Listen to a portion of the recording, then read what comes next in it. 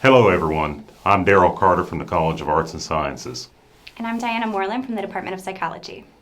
We're at the end of another academic year, and we would like to thank you for all that you do to help our students and universities succeed. It's not unusual at this time of year, especially in the month of April, to feel stressed. And so for the next couple minutes, we'd like to talk about that. And so, Diana, how do you deal constructively and in a healthy way with stress? It's a big question, Daryl. I think how we cope with stress is different depending on who we are and what we need to be well.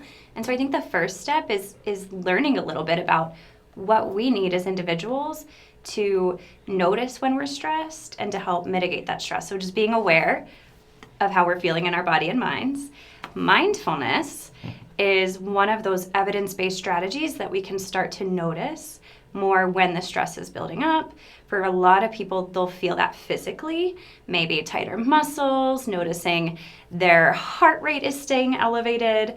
And then for a lot of us too, we notice it in our thoughts, in the way our mind is focused on the things that are stressing us out. And so when we notice our bodies becoming tense, we can also notice more headaches, stomach aches, fatigue, sleeping too much, sleeping too little, anxious thoughts. When we start to notice that, I think then it's a sign that our body and brain is trying to tell us to slow down. Mm-hmm. And I know for many of us overachievers, like all of us, in this world, slowing down can feel really hard during these busy times. Mm-hmm. And so I really encourage folks to take mini breaks as they approach finals, as they approach the hustle and bustle of the end of the semester and moving toward graduation, and really being intentional to think about what helps them release stress and what helps them recharge their energy during those breaks so that they can use those breaks intentionally and really get the most bang for their buck of taking like a mini stress break.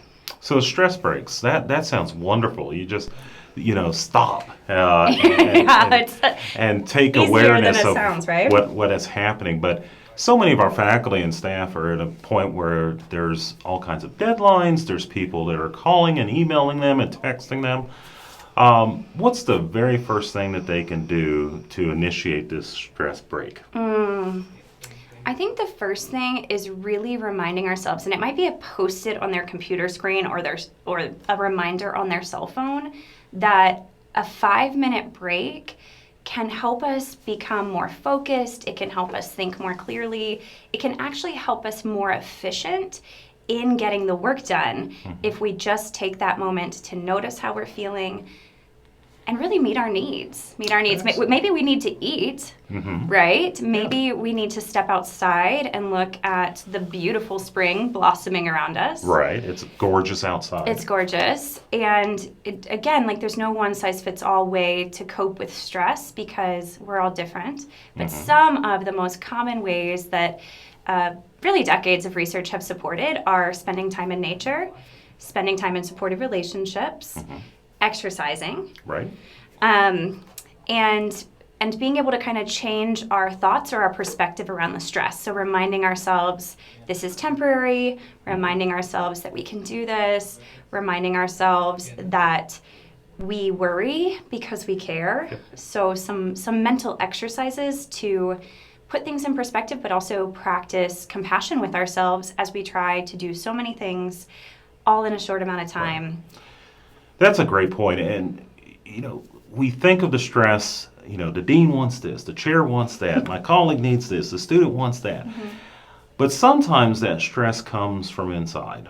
Yes. A faculty member, for example, who didn't get to the place in the course that he or she or they wanted to during the course of the semester. Now they're stressed about it because there's only days left, or they didn't get the research project that they wanted completed done. And staff members who had hoped to achieve X, Y, and Z and didn't get there, and that's stressing them out. So how do you deal with stress that's more internal as opposed to external factors? Great question. I know for me, that's where most of my stress comes from, is internally. I've told people I'm my meanest boss. I've got a great department chair, a great dean, and yet I still put a lot of pressure on myself. And then when I make mistakes, I can get stuck in this like downward spiral of negative self-talk. Diana, why didn't you get that done? Diana, you should have done better. Diana, you should have known this. Diana, you should have done this 6 weeks ago. And I imagine a lot of you all probably do that because you care, right? We worry because we care. We want to do things well. And so my recommendation is that we practice talking to ourselves like we would talk to a loved one in those moments. Notice the mistake. Take note of it. Like when we make mistakes or we kind of misallocated our time, there's something to learn there. But remember that everybody makes mistakes. It's actually one of the things that unites us as humans is that we all make mistakes. Right. And so tapping into that common humanity of I'm a mistake. No, I'm a human. Yep. And I make mistakes. That's right. And there's really little value in shaming ourselves and getting stuck in what Brene Brown calls a shame spiral, where we make a mistake and then we beat ourselves up for it and we kind of stay so stuck in that shame that we don't actually learn, we don't grow, and we don't finish the thing that we need to do. That's right. And so I think if you can notice that you're feeling stressed or guilty about something you haven't done, name it. Make a Post-it note if you want future you to learn from that mistake. Like, dear future Diana, please do this with greater advance notice next time. Yep. And then remember that you're doing the best that you can and that it's okay to make mistakes and that we're all worthy of grace. Especially during times of hard stress. And so again, kind of tapping into what would you say to a friend? And my guess is that you would not talk to a friend the way we often talk to ourselves in our own minds. Right.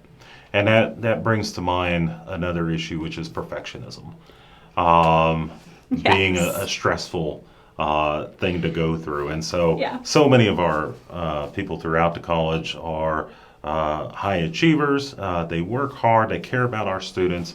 And they want everything to be just perfect. And really, that is destructive, right? That should not be the objective. It's impossible. If you set a bar that's so high to achieve, you will constantly feel defeated that you're not achieving it.